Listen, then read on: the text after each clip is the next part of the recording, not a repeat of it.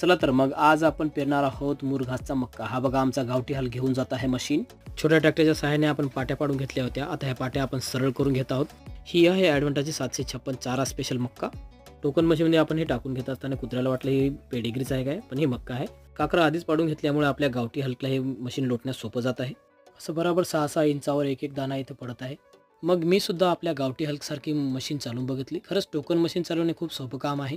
त्यानंतर शेतीची वर्दी घालून मी पाईप घेऊन आलो। असे पाईप उचलल्यानंतर आपल्या बायसेप ट्रायसेपचा व्यायाम होतो, सोबतच आपली ढेरी सुद्धा कमी होते।